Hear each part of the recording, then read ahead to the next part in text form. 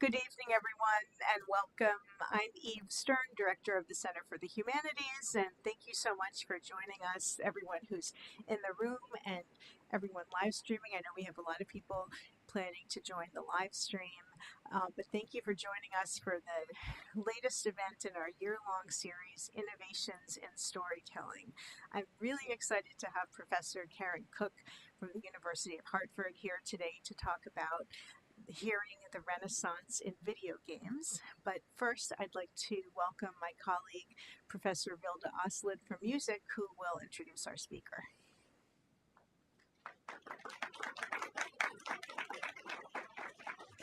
Hi, everyone. It's really great to see you. Thank you for being here. And those of you who are online, thank you for being here as well. I'm so delighted to have Dr. Karen Cook here and also to have a speaker finally here to talk about music and video games. This is a topic that my students ask me about constantly, and I have to say I'm dumb. So this is one of my ways of addressing this issue and bringing someone in who really knows about this topic. So Karen Cook is an associate professor of music history at the Hart School, University of Hartford, where she is also assistant dean for special projects and program chair of music history. She specializes in music of the 14th and 15th centuries and also in medievalism in contemporary music and media, especially video game. Recent work, of which there is quite a lot, she is prolific, were published or are forthcoming in Music in the Moving Image, Acta Musicologica, Music Theory Online, the Oxford Handbook of Video Game Music and Sound, etc., etc., etc. Her book, Music Theory in Late Medieval Avignon, Magister Johannes Pipardi, was published in 2021 as part of Routledge's monograph series. There are two volumes that she is co-editing coming forth, so keep your eyes open for these, relevant to today's topic. The first one is Gender, Sexuality, and Video Game Sound, which will be coming out on Routledge, and Global Histories of Video Game Music Technology, which will be on Breadpulse. So please join me in welcoming warmly Dr. Karen Cook.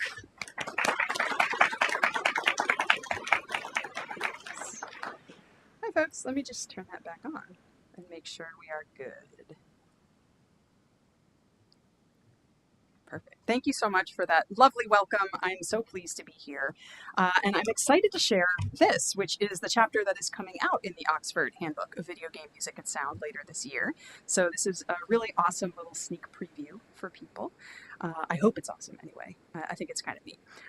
But it fits so well with the idea of storytelling. So I'm excited to think through how we might be telling the story of the Renaissance in video games through sound.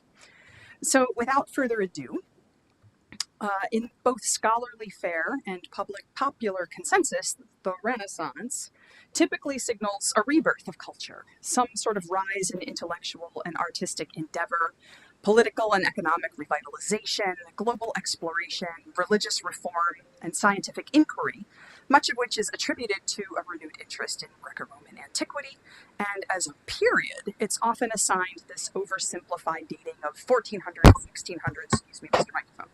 All right, but sandwiched in between the Middle Ages that overextends its reach and a precocious Baroque that's already a symbol of the medieval past in the popular imagination, the Renaissance fades into the background like an unfortunately placed chameleon. Perhaps because of these conflicts in historiographical positioning, or the overwhelming presence of the medieval in the popular imagination, even regard to things otherwise noted as Renaissance, it's challenging to answer the rhetorical but intriguing question posed recently by James Cook, no relation, Alexander Kolassa, and Adam Whittaker: is there such a concept as Renaissanceism? Scholars such as James Cook, Daniela Fountain, and Kendra, Preston, Leonard have explored how various aspects of the Renaissance have been musically depicted in media, but no real attention has yet been given to video games. Perhaps because comparatively few games bear any sort of chronological, geographical, or thematic connection to the Renaissance. So just because I don't know you all, how many of you all are gamers? Do you all play? It's like, sweet. All right, so you're familiar with Steam. Many of you know Steam, right? So if you go into the popular video game platform Steam, for example, if you search for medieval, you will get 2,500, 3,000 hits. And there's even a designated tag for medieval. You can click on that and it'll bring up medieval games. Now, whether they're medieval, right, we don't need to get into that. But there's no Renaissance tag. And if you search for Renaissance, just that word, you get only about 100 games. And in that list of games, many of them use the term Renaissance to refer to things like the Harlem Renaissance, which is not the object of inquiry here, right? Or maybe some sort of weird post-apocalyptic dystopian future, which isn't really the Renaissance we're thinking about either. Or in the case of the game Elephant Rave 2, I have zero idea why that game's comes up in the search for Renaissance, because it's completely unrelated. But rather than this paucity of games acting as a stumbling block to analysis, it actually allows for pretty thorough corpus study. So what I've done for this talk and the forthcoming chapter, I focus on games that are set between 1400 and 1600, give or take, right, that have some sort of geographical or thematic connection to the Western European Renaissance. And just as a caveat, anytime I'm talking today about medieval or Renaissance or Baroque or those concepts of periodization, I'm talking exclusively about the West, and recognize that the rest of the world doesn't operate along the same chronological, presumptions.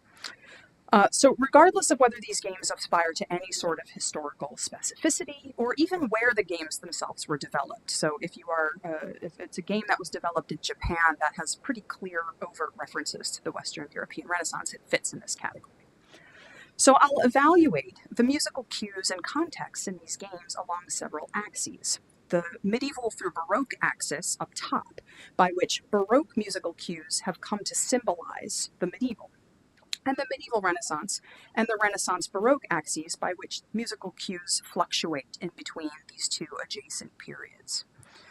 I then attempt, I hope, to peel back the part of the umbrella underneath which the Renaissance hides and shed light on both how that period is represented in game music and what actual real-world Renaissance music does in games. Those two may or may not be the same thing.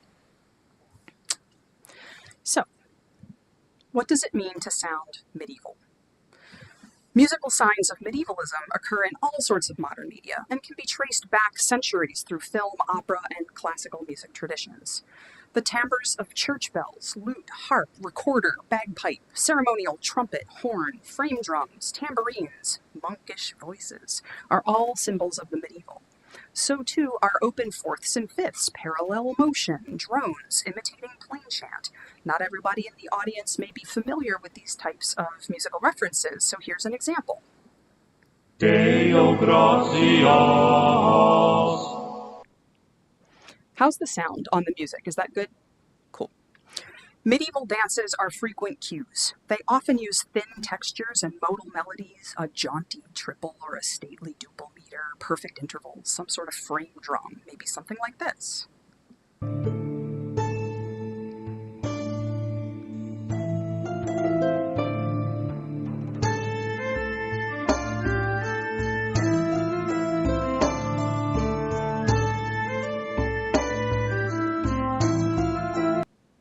So on and so forth.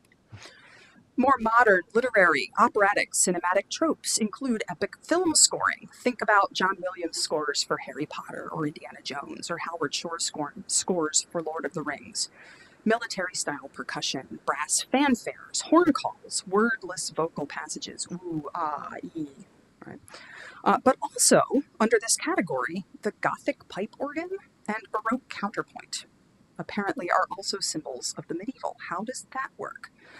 As I and other scholars like Isabella van Elferen have discussed, the Gothic pipe organ inherited its now common medievalist overtones through Gothic novels and silent or early films, like you can see Dr. Jekyll and Mr. Hyde as a pretty common reference there on the left. William Gibbons has often also drawn specific connections between Baroque counterpoint and game music. Consoles such as the Nintendo Entertainment System only had the ability to render 3 pitched voices at a time, so Baroque trio sonatas and contrapuntal keyboard works, which are often voiced similarly and are in the public domain, provided early game designers with music that could be readily and freely programmed and emulated. And Baroque counterpoint relies on that kind of repetitive harmonic and melodic motion patterns that work well when game music has to loop over and over and over and over again without getting stagnant. Dana Plank notes at least 14 8-bit 1980s era video games that use the toccata and fugue in D minor, for example.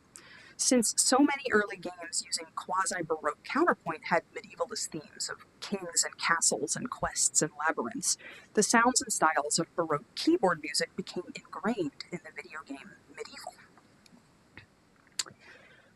In the games, I wanted to play you an example here. Let's listen to the theme song from the 1987 Nintendo game Wizards and Warriors, which obviously Wizards and Warriors has that medieval connotation, right? Listen to what this theme song sounds like.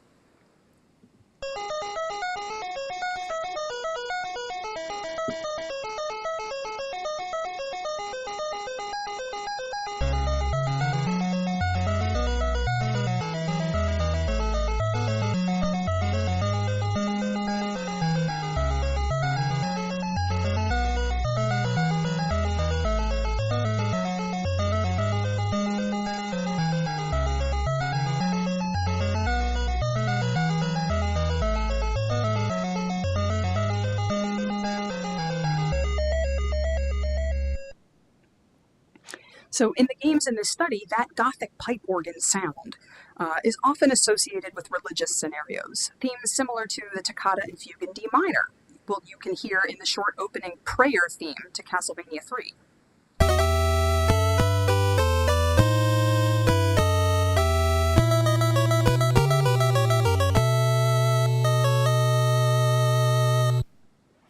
While the organ sound leans toward moments associated with religion, a contrapuntal harpsichord frequently symbolizes royalty or eliteness. This timbre you can hear upon time traveling back to meet Joan of Arc in Time Twist Rikishi no Katasumine, and in the Nintendo version of Mario's Time Machine during the 1602 Shakespeare quest.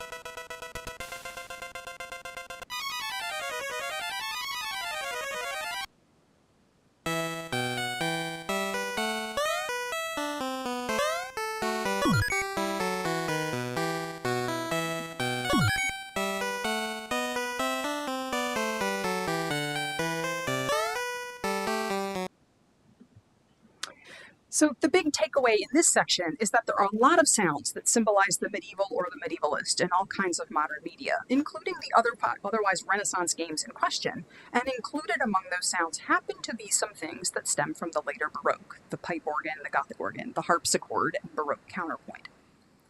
So what about connections between the medieval and the Renaissance? This line is really porous, and much of the popular depiction of the Renaissance relies heavily on medievalist tropes.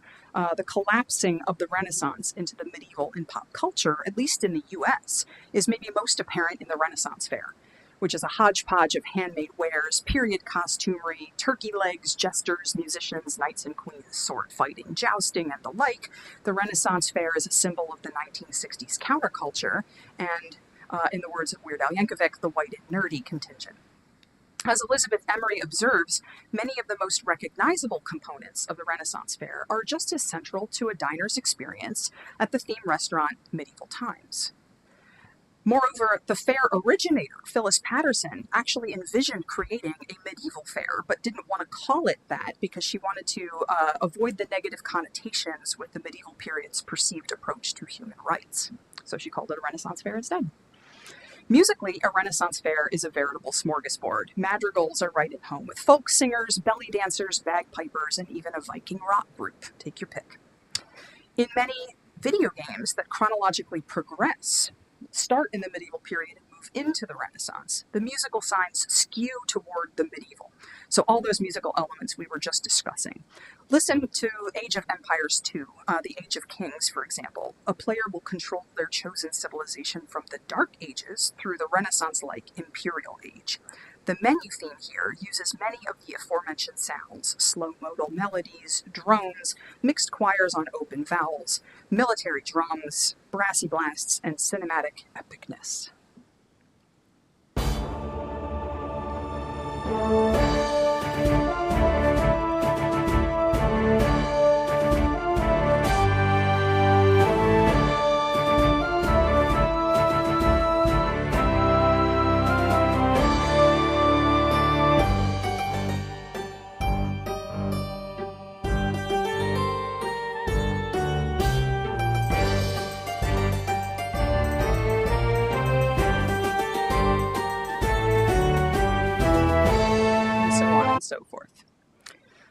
Similar styles occur in games like Medieval Total War and Medieval II, both of which stretch from the Middle Ages into the 15th and 16th centuries, respectively.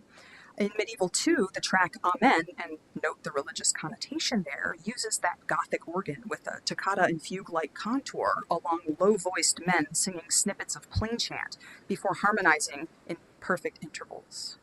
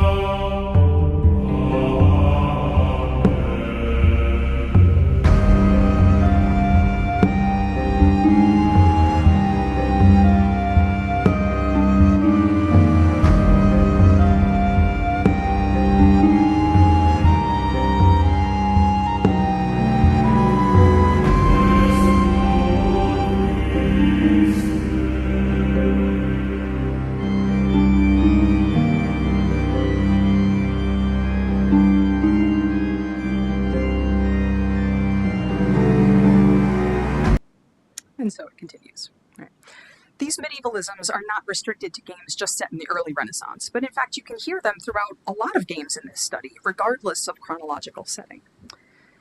But you can hear that epic cinematic scoring with its brassy fanfares, insistent percussion, military-style rhythms, lush orchestral strings, pealing bells, and grunting male voices, or bombastic Carmina Burana-esque choirs, more often in title themes. So the main title theme of a game, you're going to hear it there, like for Touché or Anno 1602. Or in games that include battle, like Bladestorm, The 100 Years of War, Lionheart, Legacy of the Crusader, and Kingdom Come, Deliverance. Battle themes emphasize brass and military percussion, especially in games like Expeditions Conquistador and Europa Universalis IV. But in other games where battle is not as prominent, though, this style of writing occurs much less frequently. Such scoring also occurs alongside other kinds of medievalizing cues, those parallel perfect intervals, for example. Europa Universalis III is set between 1453 and 1789, but its title theme uses this epic medieval scoring alongside recorders and voices moving in parallel fifths and octaves, very old-fashioned for that time period. And the track Bonfire from Anno 1503 symbolizes a rustic past, using recorders playing in perfect fifths along a low-pitched frame drum.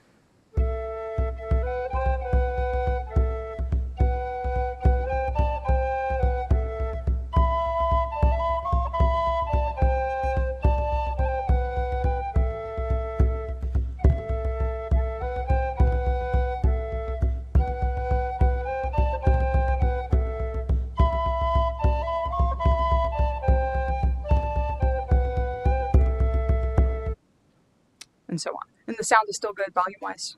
Okay, cool.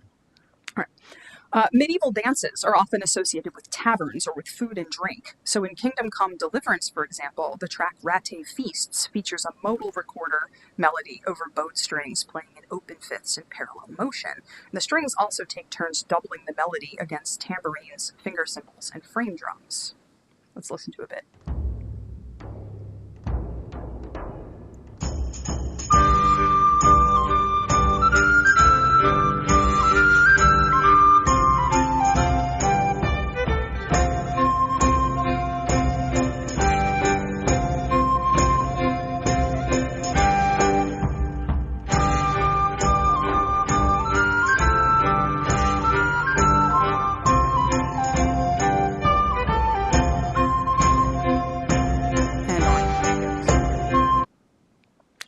But in scenarios that are involving a religious theme or person or area, the predominant musical cue is that male voice singing something that resembles plain chant, often alongside other medievalizing cues like those parallel fifths again, or drones, or a church bell, like the Amen we listened to a couple of minutes ago.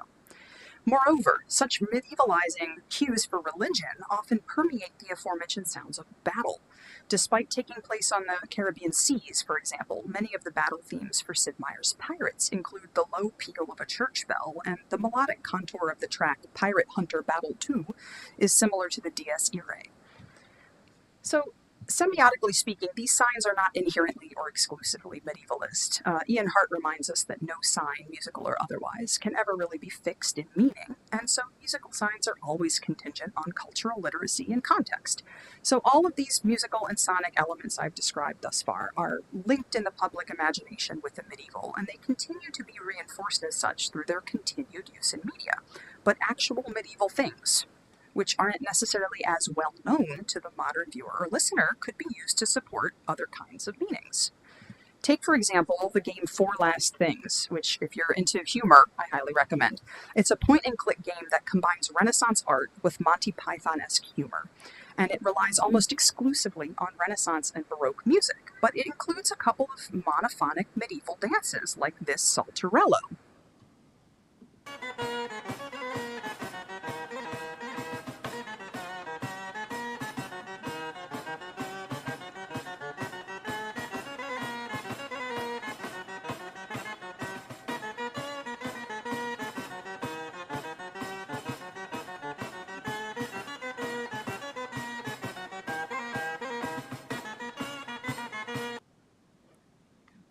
So, in conjunction with the Renaissance art and the game context overall, this piece doesn't scream medieval, but it instead contributes to a generic sense of the past or even to the player's concept of what the Renaissance is.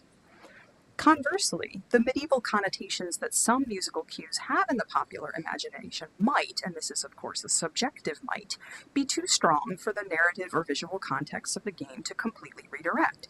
My prime example is plain chant, or music that sounds suspiciously like plain chant. Despite it being a living musical practice in post-medieval periods. Now, I mentioned Sid Meier's Pirates a second ago, which again is set in the Caribbean in the 16th through 18th centuries. The player can visit a Jesuit mission, reflecting the active role that the Catholic Church played in colonizing the Americas. Its primary theme here is a heavy church bell ringing behind a male voice and a group of men responsorially performing plain chant.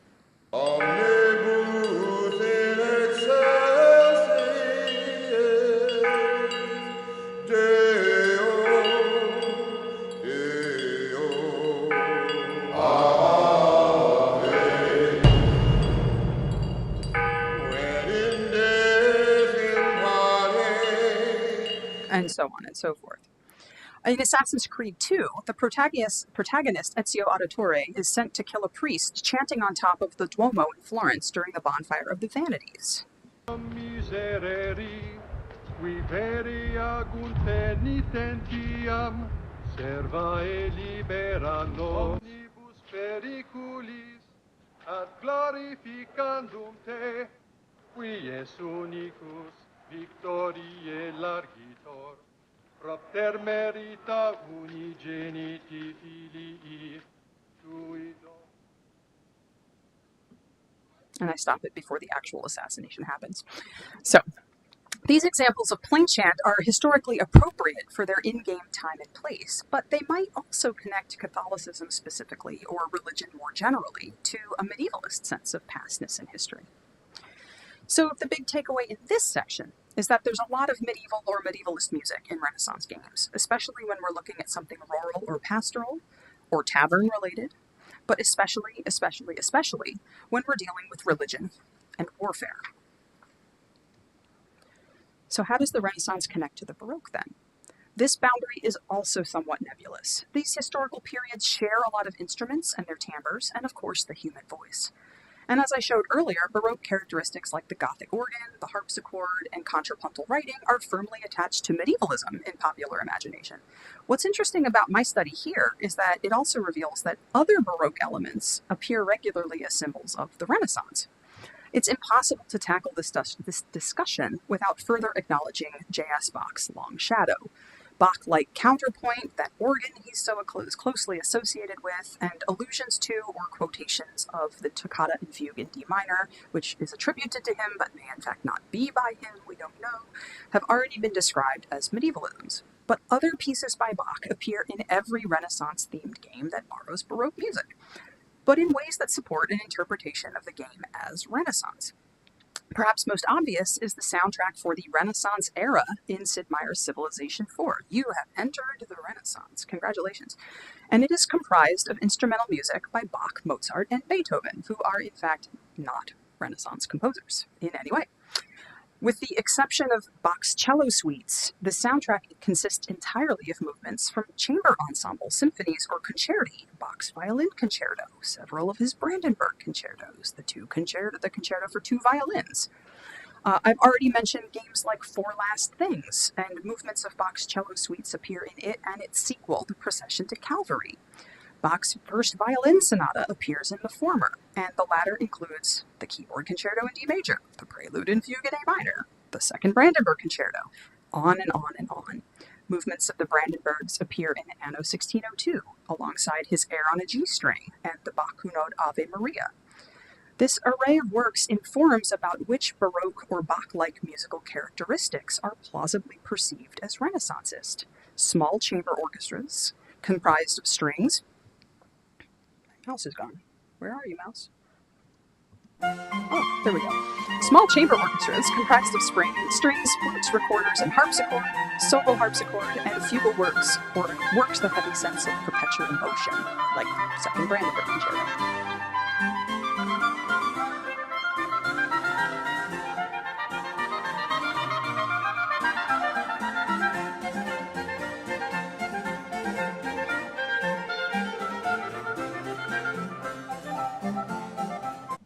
Right. So basically, sad Bach is Baroque, and also medieval. Happy Bach is Baroque and Renaissance.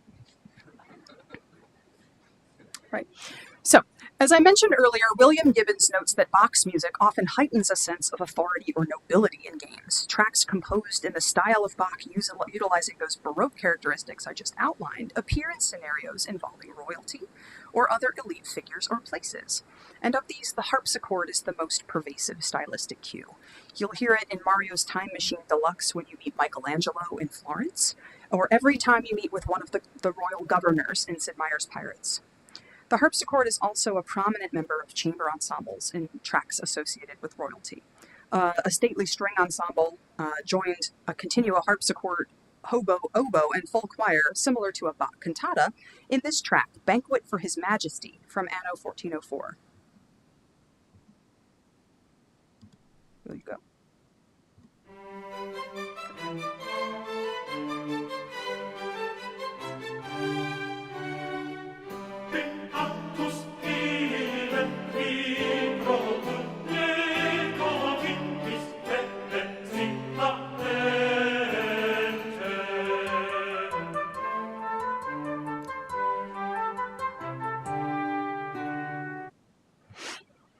And you can hear simpler, tuneful melodies with similar orchestration, like Bach's air on a G string or portions of the Brandenburgs, in tracks like Royal Palace from Uncharted Waters, New Horizons.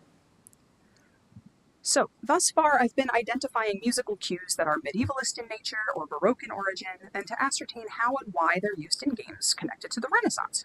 What I've shown is that when non-Renaissance music is used, it's used for specific purposes.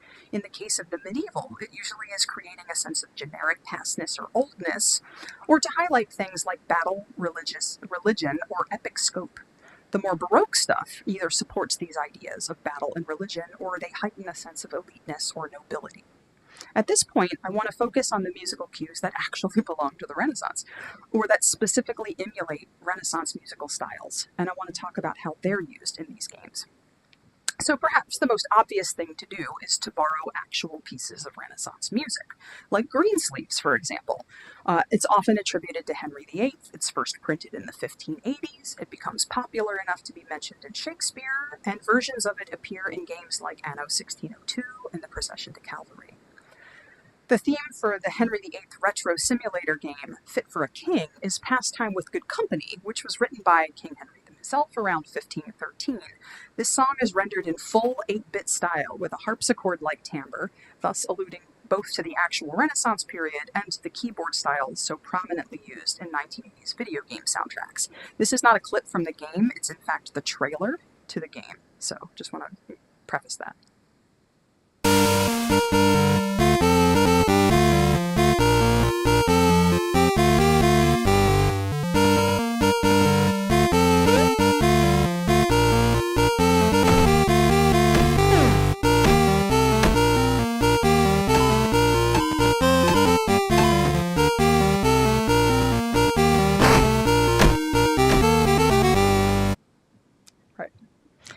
So, in Anno 1503, a recorder consort performs Bella qui tient ma vie, published by Arbeau in 1589. This pavane is a really popular one amongst modern performers of Renaissance music, and this reputation evidently precedes it because in the game the pavane is simply called Renaissance. Instrumental dances for lute are also really popular choices. Hans Neusiedler's 1536 lute passamezzo Huasca Mesa occurs during this portion of the Johannes Gutenberg case in Carmen Sandiego's Great Chase Through Time. Whoops, come back. Johann, my man, your troubles are over. We're on the case. Good guide here.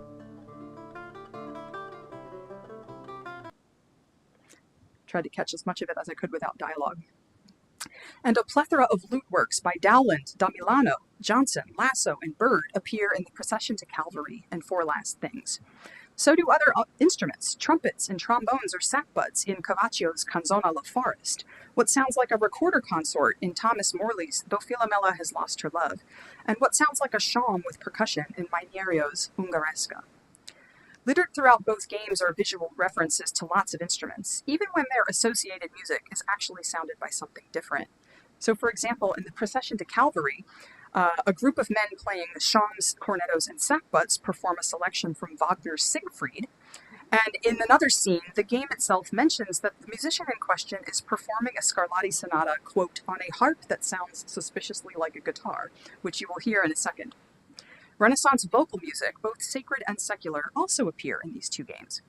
As the protagonist in Four Last Things enters the Church of Heavenly Peter, the player will hear a setting of the motet Adoramus Te Christe by Palestrina, and in the Procession to Calvary, the player protagonist must successfully sing Lasciatemi morire from Monteverdi's lost opera Arianna. I've let this clip go a little long because you'll hear in the beginning the Scarlatti guitar sonata on harp, and then you will hear part of the Monteverdi piece.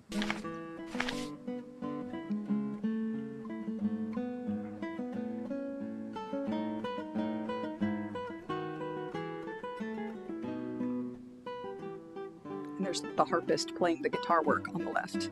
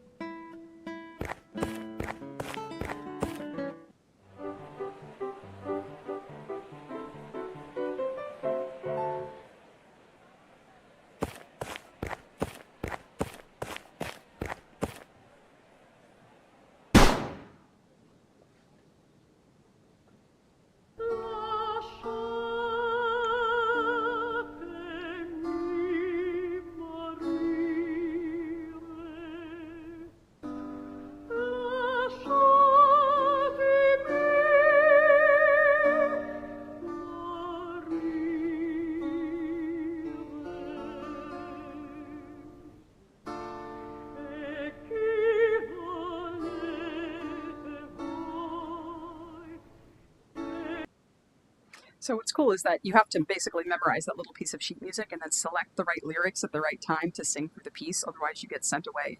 It's really quite amusing. Anyway, most of the games in this study do not, in fact, interpolate pre-existing Renaissance music, but instead they compose newly composed stuff that sounds like Renaissance music. Of the latter, this turn-based strategy game Machiavelli the Prince is an interesting case because its menu theme strongly evokes works that are found in the 15th century Buxheimer Orgelbuch. And I'm not entirely sure that this isn't a piece from the actual 15th century. I don't know yet. If it comes up that way, I'll be thrilled. But let's take a listen. Although this piece is not likely to be familiar to many players, the modality, the meter, the syncopation, the harmonic approach, and the implied keyboard timbre are probably going to read as appropriately early for a game set in the 16th century.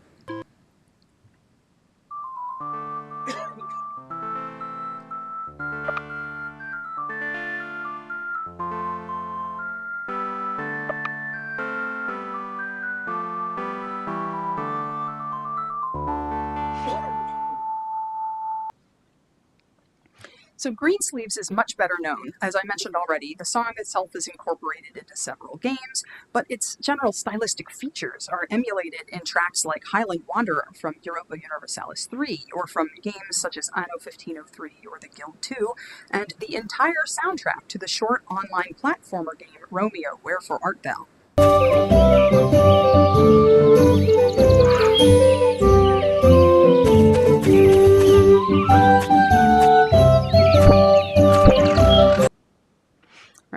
So in addition to imitating previously composed works, game tracks often utilize Renaissance dance rhythms like the pavane or galliard.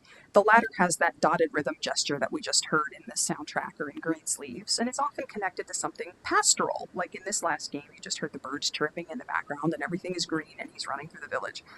Or it's connected to working class people or taverns, like the track We Are Peasants in Anno 1404. The pavane, conversely, is a slower, statelier dance in duple meter, and it's more frequently associated with nobility or elite figures, like the theme that you hear for Joan of Arc in Mario's Time Machine Deluxe.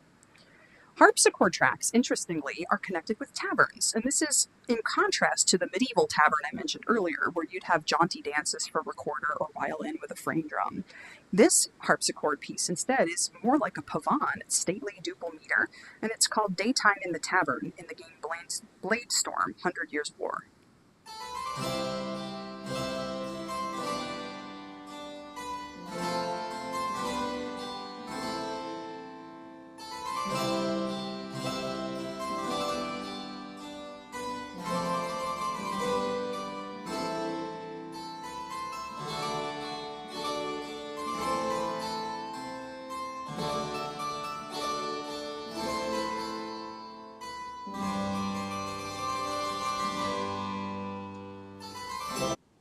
So on and so forth. So the harp and the lute are connected with a wide range of Renaissance scenarios, events, and peoples. They're both used in dance-like tunes, like the moderately paced triple meter Simple Song in Rise of Nations, or in more sedate, sometimes freeform works throughout numerous games, like Mission 1545, Aspectus Renascimento Chronicles, and Golden Glory. The lute is also strongly connected to Elizabethan England and Renaissance Italy, like as in games like Elsinore, The Guild, The Secrets of Da Vinci, and Assassin's Creed 2. A recorder consort, however, is generally associated with pastoral, rural, or isolated scenarios, again like as in Expeditions Conquistador. The same can be said of a single recorder alongside lute or guitar, maybe with gamba, playing folksy tunes throughout Elsinore, based on Shakespeare's Hamlet, and in Carmen Sandiego's Great Chase Through Time. And of course, we can't forget the voice. There is a preponderance of madrigal-like pieces in these games. Shakespearean song styles occur repeatedly throughout Elsinore. And in Assassin's Creed Revolutions, singing lutenists often run up to Ezio, blocking him from moving forward until he's thrown them a coin. The music they perform tends toward the unsophisticated, maybe mildly raunchy, and is sung in heavily accented English. Later, Ezio must disguise himself as one of these lute-wielding minstrels. In fact, he ends up using his lute to assassinate his final target, which again I will not show you. You, know how to play that thing? I learned a few chords when I was young. When were you ever young?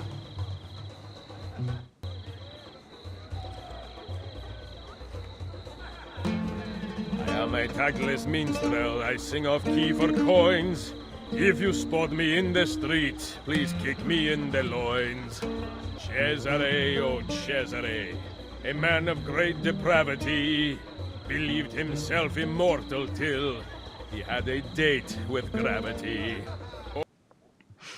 But the most overt, if tongue-in-cheek, reference to the English madrigal tradition is found in the comedy narrative game Astrologaster, which I cannot highly recommend enough, in which the 16th century astrologer-physician Simon Forman must consult the stars to diagnose a bevy of local inquirers.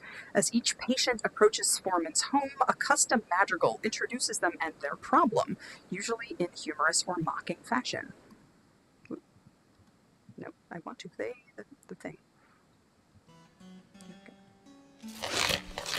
Here comes Lord Devereux, ready to fight. Wild-eyed and restless, he's been up all night. He may not know much, but he knows that he's right.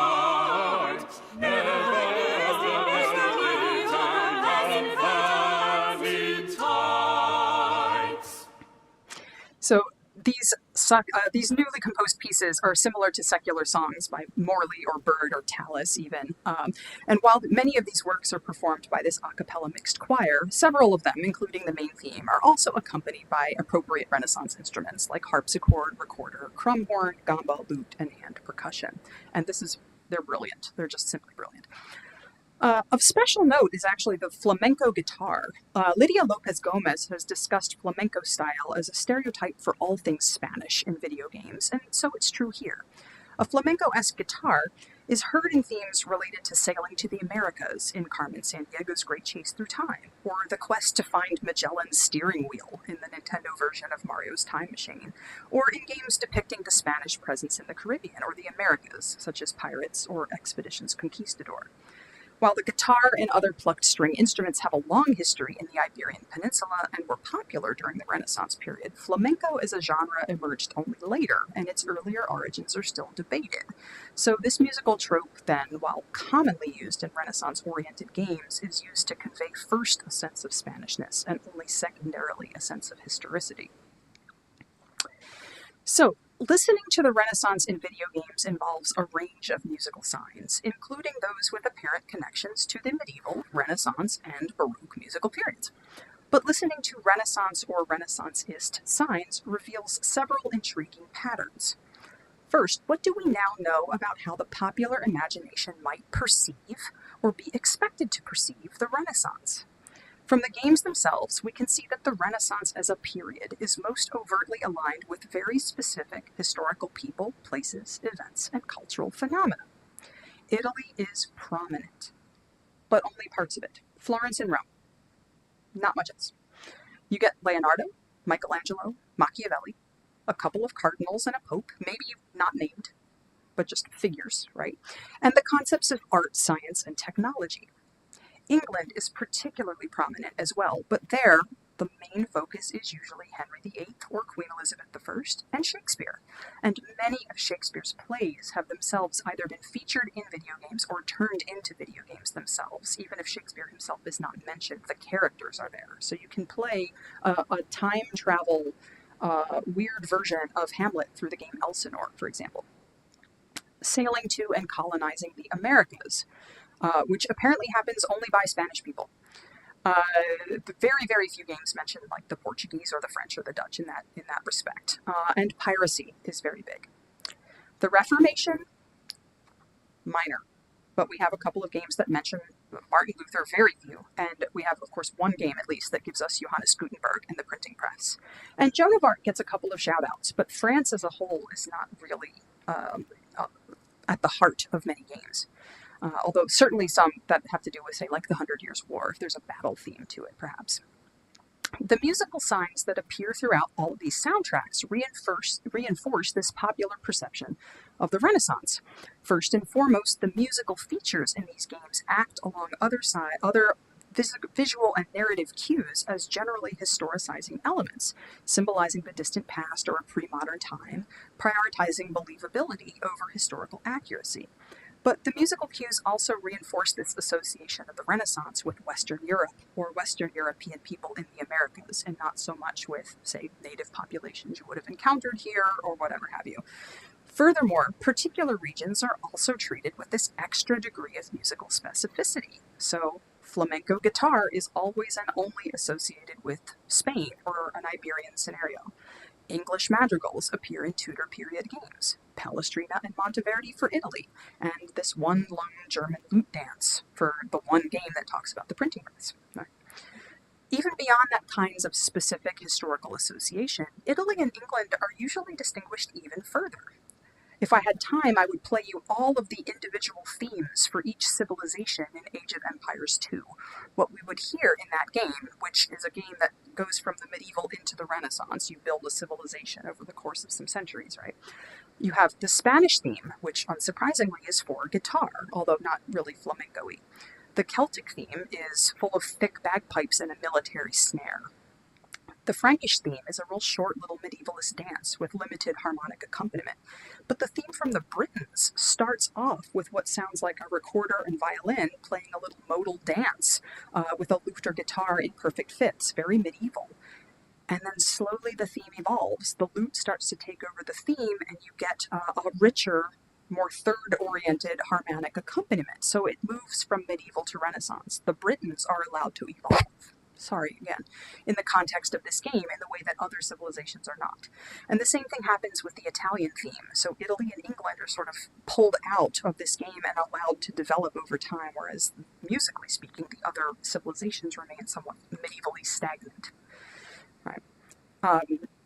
Certain historical figures also receive special musical treatment. In the Super Nintendo version of Mario's Time Machine, characters such as Joan of Arc, Leonardo, and the Medicis are met with cartoonish or rockabilly-type themes, but Shakespeare and Queen Elizabeth are portrayed by the Mario theme arranged for harpsichord. Oh, come on.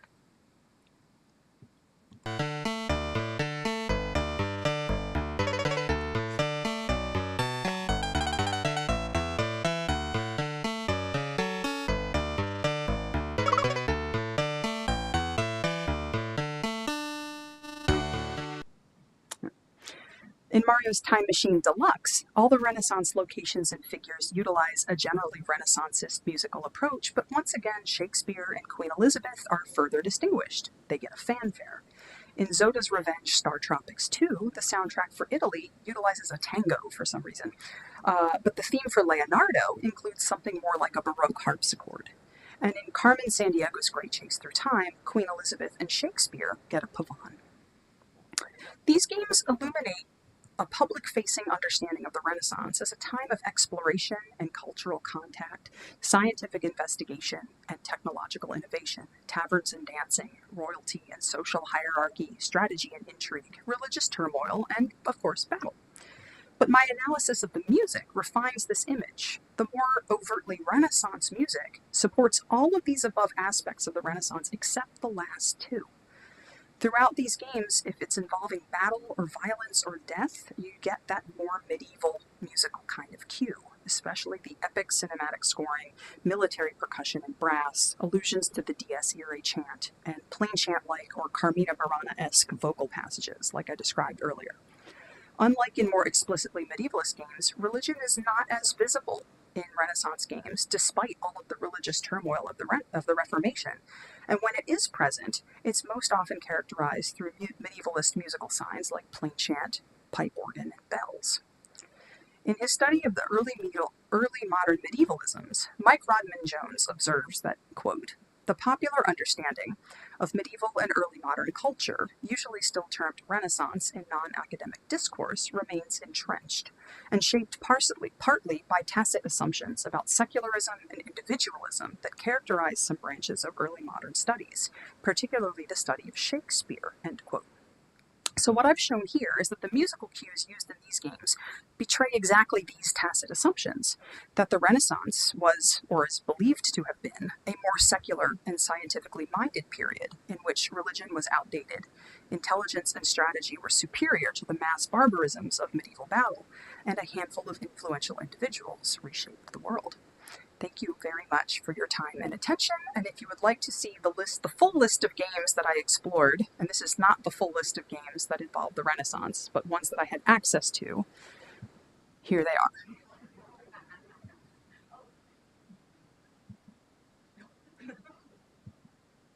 There they are. The end. You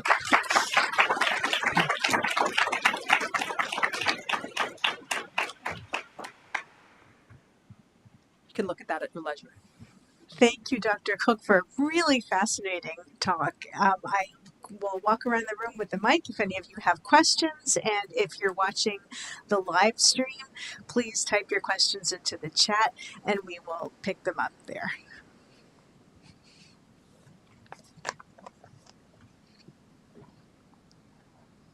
Hi, first off, that was an amazing talk. I really enjoyed it. I was wondering if you were familiar with the game Pentiment? Yeah. Yes. I was curious what you thought about the musical scoring for that. I know the musicians very well. They're friends of mine. We've done a lot of early music work together. And I didn't mention this, but some colleagues of mine in video game music scholarship and I stream regularly on Thursday nights on Twitch. You all can tune in if you wish. And we talk about video game music. And we're planning to have them on to stream the game with us and talk through the music. Sorry? I will. How do I can't type. Can I hear?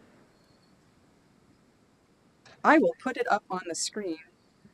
Give me 2 seconds here because it might be challenging to spell out. Hold that thought for 2 seconds.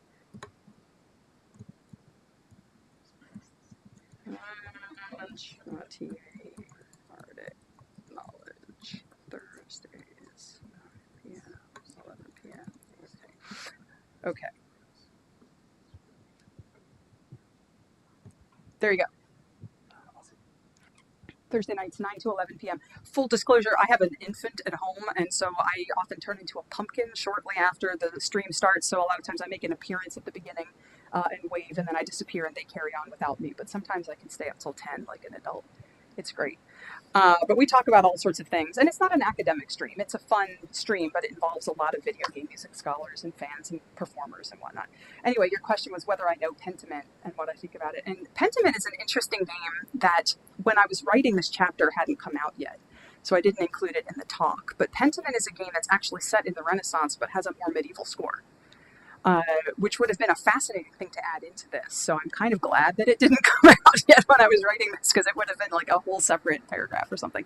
But it's a really neat game. It's set in the 15th, 16th century Germany, and the music is largely things like Hildegard of Bingen and Oswald von Wolkenstein and these older German pieces. But the musicians got a lot of leeway to do with that music what they will, and they made a lot of interesting new rearrangements of that. Which is fascinating to think through. So I can't wait to have them on the stream so we can sit down and pick their brains a little bit. But there are definitely some folks working on that from a scholarly perspective, and maybe one day I'll have something intelligent to say about it, above or against. But was there a more specific question that you had about it, or just... Yeah. That is why I didn't mention it, because I finished this chapter and the game came out like a couple of weeks or a couple months later, and I was like, and that's the thing. When I had to edit the talk for today, because when I pulled up the screenshot for Steam, when I wrote the chapter, there were only 60 games that said Renaissance, and now there's 100. So I clearly have some more work cut out for me. And there's a couple of really cool games that are now coming out this year, so I put them all on my wish list. And maybe I'll do a sequel to this at some point. But the point and click Monty Python humor games with all the art, Four Last Things and Procession to Calvary, and now there's another one coming out, a third one that I just found out about. So I'm very excited. Hi. I'm going to kill the fun. Oh. So I'm an historian. I'm Joanne. Yes. And the question is that historically, the concept of the Renaissance is kind of being destroyed.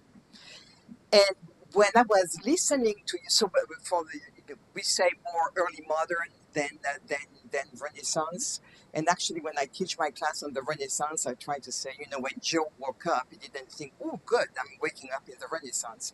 But what you make me think is that hesitation on putting a periodization on the Renaissance is actually very obvious here, because you have a music which goes either toward the medieval or toward the Baroque, which kind of shows that people are not really identifying with really what the Renaissance is historically. So therefore, we know what supposedly what medieval sounded like. We know what Baroque, even though they put Baroque in the Renaissance, but I find for me, the historiographical question about what is the Renaissance and whether a Renaissance, can we still talk about the Renaissance, is kind of reflected in what you're finding in games from people who I am assuming are a bunch of peasants who know nothing about history. In terms of like, you mean the game designers? Yeah, Well, I think that's where I'm trying to go with this, because what I'm interested in here is not whether there was a Renaissance or not, or what the true dates for the Renaissance are, or whatever have you. I'm much more interested in sort of the popular imagination of the past. So even a lot of things that I'm talking about medieval, it's medievalist. It's not medieval. It's a popular idea of what the medieval might have been. And what I'm trying to do here is show a little bit about what you said, is that maybe the Renaissance doesn't really have as strong of an identity in the popular imagination because it's so blurred. The boundaries are so blurred. And of course, that obviously reflects in scholarly work. In the Mike Rodman Jones quote that I had at the end, he even says, we talk about the early modern period, but in the public, it's still the Renaissance. If I walked into the street and said, what do you think about the early modern period? A lot of folks would look at me a little funny, but if I said the Renaissance, they'd say, well, at least I've heard of that. I have an idea. And that's what I'm trying to get at, is what maybe this popular idea is, if there is one. And it's really hard to get at because it's so blurred by all these other things that bleed into it and bleed over it. And so what I've been able to pick out by looking at this corpus study is that whatever specific ideas we have about the Renaissance in popular imagination are very small, and they're related to a very small few very recognizable figures, a very small few recognizable historical events, and a couple of places that are associated with that. And the rest of that period, which, the whole entire concept of a period is flawed, right? But any other kinds of ideas about what was happening around that time are just not prominent in the public imagination. And so that's what I'm trying to get at, is how does that get reinforced through music? What's the music doing? Does that kind of make sense a little bit? yeah. Well, where I was leading, it's a political question. Mm-hmm. The Renaissance you have in music is the Renaissance of the white man. It's a Renaissance of colonialism. Exactly. Sure. So the same way as medievalism has been used politically, we know by whom, we know when, and it's still being used. The same way the Renaissance is kind of, by what you are showing, is going that way also. Very much so. Very much so. It's when I talk about my work in music and medievalism, a lot of times I talk about the idea that, again, in the public imagination, the medieval has been for a long time like this sort of blank slate. It can be whatever you project onto it, for good and for bad, right? So that's the way it's been portrayed in literature, in film, in opera, in books, in video games, right? The medieval can be a perfect, pure pastoral, peaceful time, or it could be barbaric and violent and full of death and destruction. It could be all Christian, or it could be all pagan. It can be, it can be all these oxymorons all at the same time, whatever you want it to be. The Renaissance is a lot less so, because it doesn't have that same hold on the imagination. But that doesn't make it less of, to use your words, a colonizing effort, right? It absolutely is. And I think that's one of the things that's so interesting to me, if I go back here, is like, we're looking at one of the main topics, themes in games set in this time period is the sailing over the Atlantic Ocean and colonizing the Americas. And you play through that. You are the colonizers. You don't get to play as the native American populations. There's no mention of the African slave trade, right? There's very few mentions of, say, like the spice trade, or encountering any other kinds of people outside this very limited view. So it's really reinforcing. These games really reinforce, in many ways, these very stereotypical notions of what was going on at this period, and very, like you say, a very colonialist history. This isn't without its problems, right? This isn't neutral work by any stretch of the imagination. And that comes out a lot more clearly when I'm talking about the medieval stuff. But it's no less true here, so you're right. Yeah.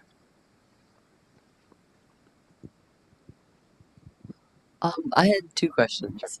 They're kind of unrelated. The first one is, why do you feel the Renaissance gets kind of like bled into? I like that you use that phrase, or like kind of plowed over and kind of condensed into these very like specific things, but not as much the medieval or Baroque periods, and they get to spread out like they do.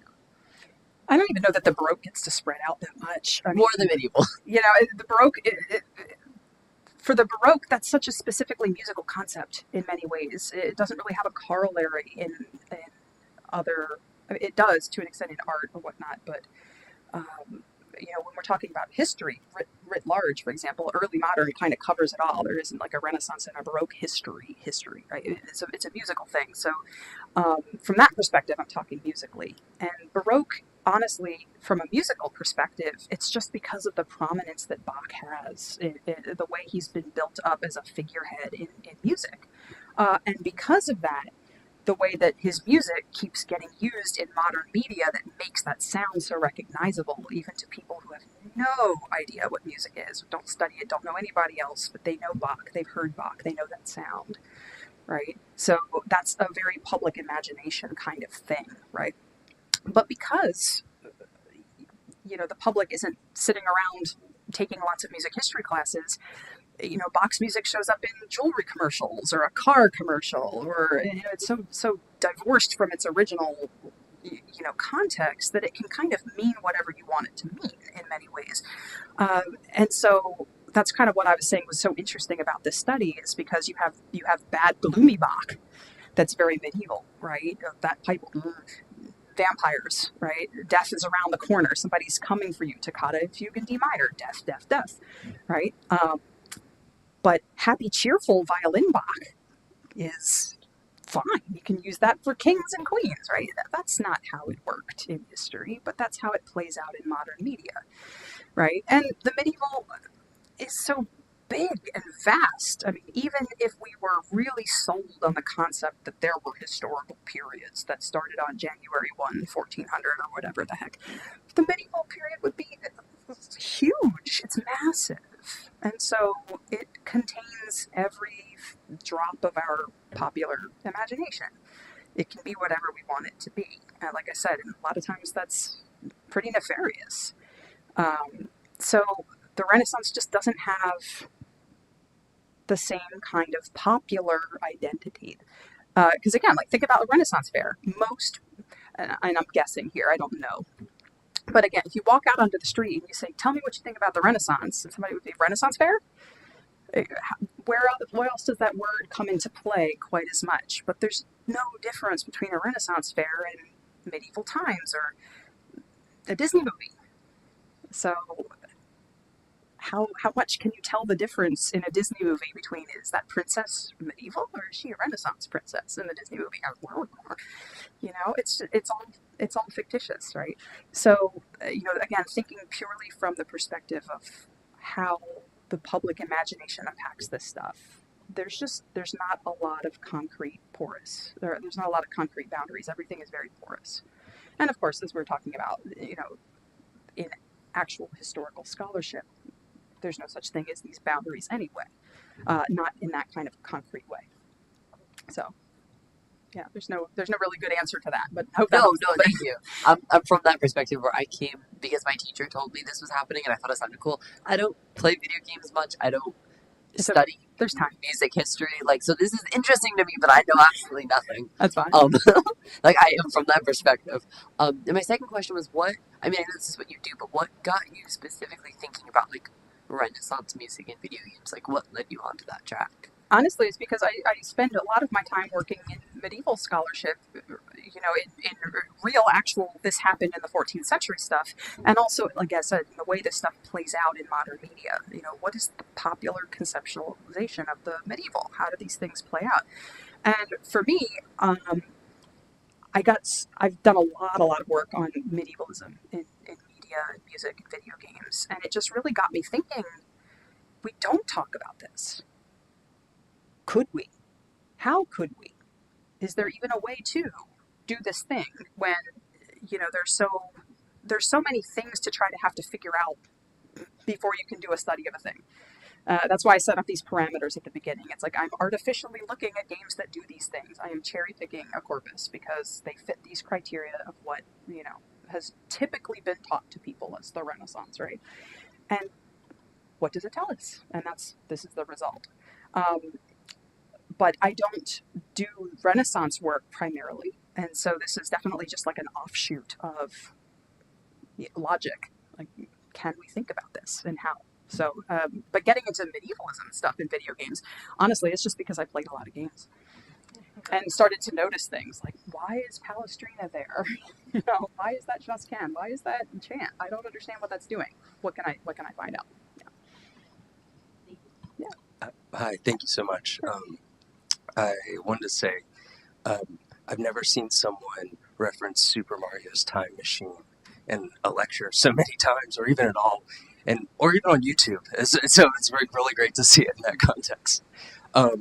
And yeah, likewise, I had that. I was like, what did you think of Pentiment in relationship to this? And I've noticed that there's been, in recent years, a kind of a trend towards procedural generation in games, both in level design, but increasingly in music.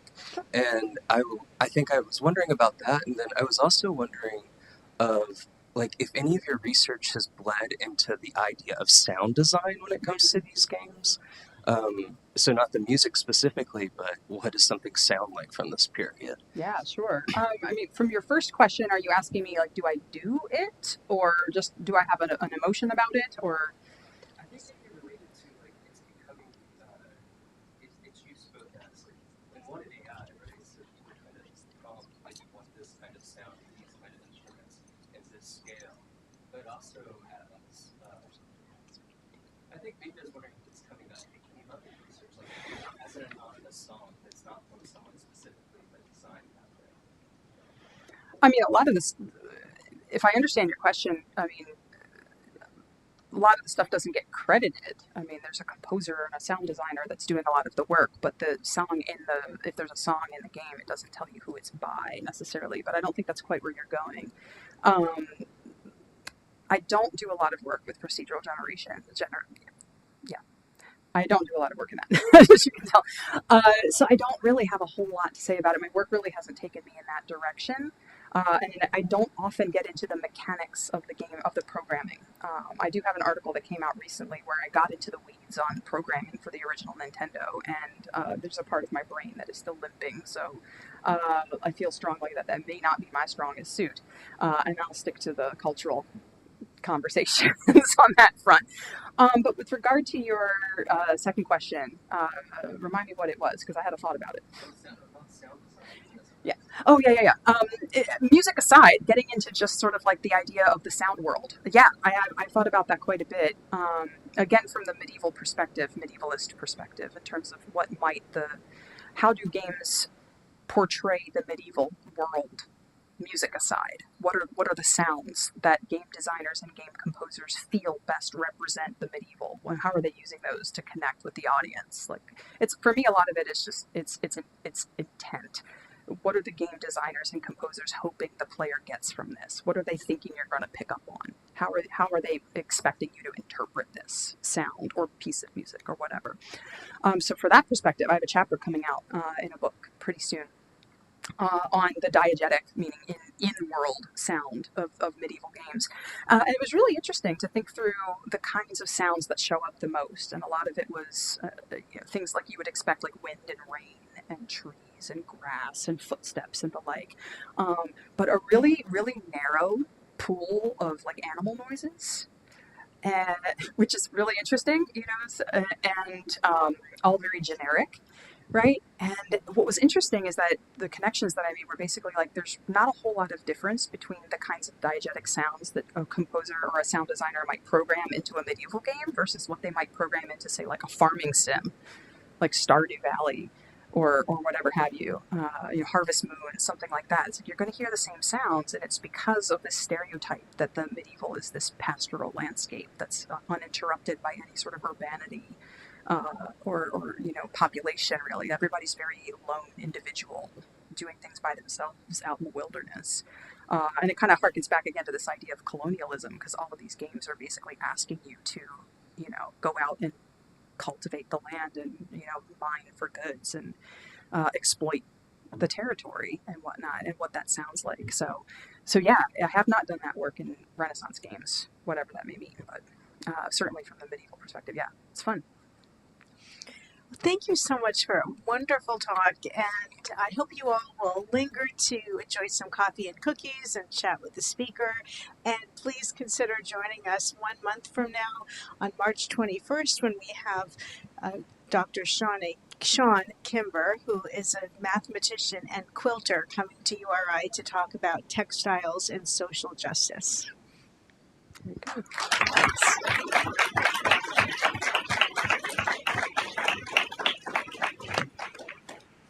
Thanks for having me.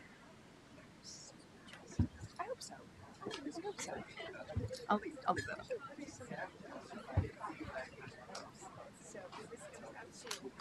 Great. I'm glad. Just checking.